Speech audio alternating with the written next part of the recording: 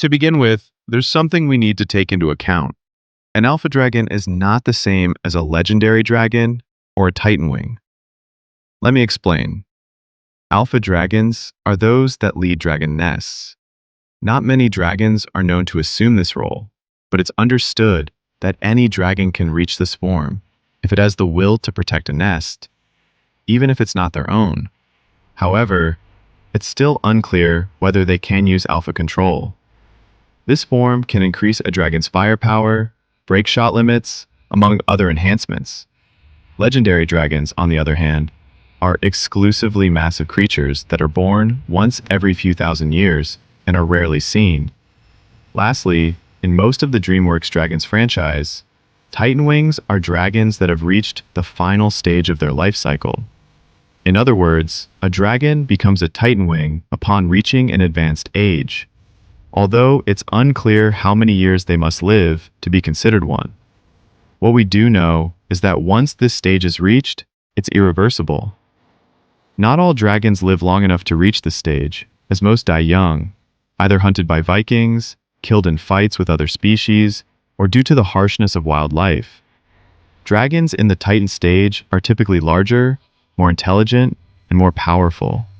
They often gain new abilities and always undergo some kind of physical transformation. Their skin may change color, scales harden, claws become sharper, spikes grow, they may glow, shoot more blasts, develop new fire types, grow extra fangs or spines along the back, and much more. However, these specimens are rarely seen because most dragons don't survive long enough. Now, let's take a look at the Titan Wings that have appeared throughout the franchise. Gronkle. The first Titan Wing to appear on screen was the Gronkle, featured in Book of Dragons. In the film, the Titan Wing Gronkle appears as a larger version of the adult form with longer wings. They have a volcanic appearance, black with red stripes and red eyes. Their wings are gray with yellow edges, and their mouth and nose glow yellow due to the lava they contain. Aside from the coloration, their form doesn't change much from adulthood. It's unclear whether the red stripes are actual lava or just part of their skin. Monstrous Nightmare. The second Titan Wing shown was the Monstrous Nightmare, seen fighting Hookfang and Fanghook. Upon becoming a Titan Wing, its patterns change, going much larger and sometimes developing brightly colored spots, losing their stripes and instead presenting black markings, possibly resembling a leopard's pattern. A Titan Wing Monstrous Nightmare has enhanced physical attributes and abilities, such as a longer fire range to strike distant targets. These dragons are extremely strong and capable of knocking down heavy dragons with their head or tail in midair.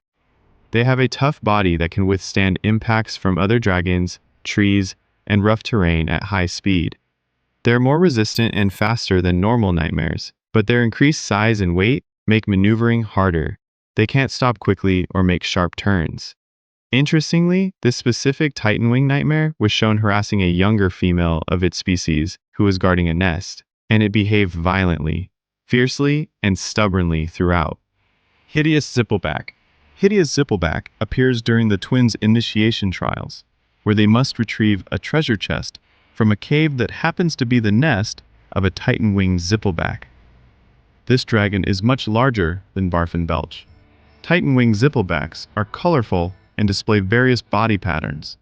Their body is greenish-gray, and their wings show three main colors: blue with white spots, purple, dark green.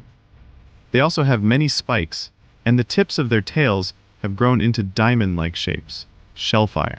Then we have Vigo's Artillery Dragon, which, as Hiccup himself confirms, is a Titan Wing.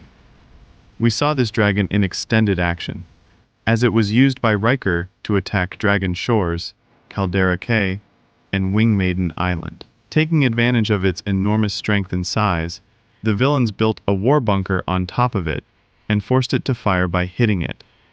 The Titan Wing Shellfire has a brownish-orange shell with deep maroon scales.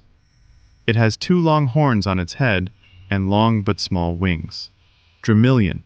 The Titan Wing Drillion appears near the end of the series and is revealed to be the leader of the Drillions.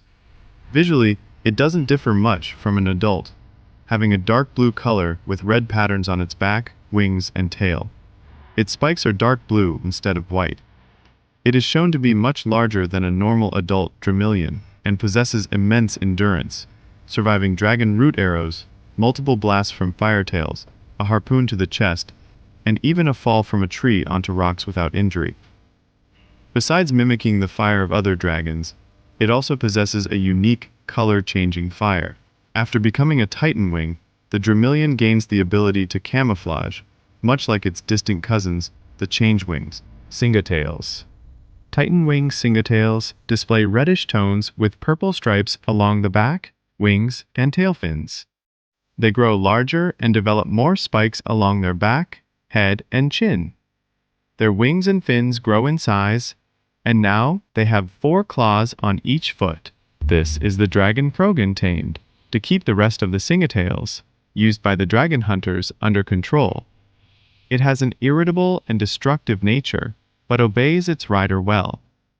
Krogan easily commands it without a fight, and it's even revealed that the dragon has formed a kind of protective bond with its own enslavement, bewilderbeast.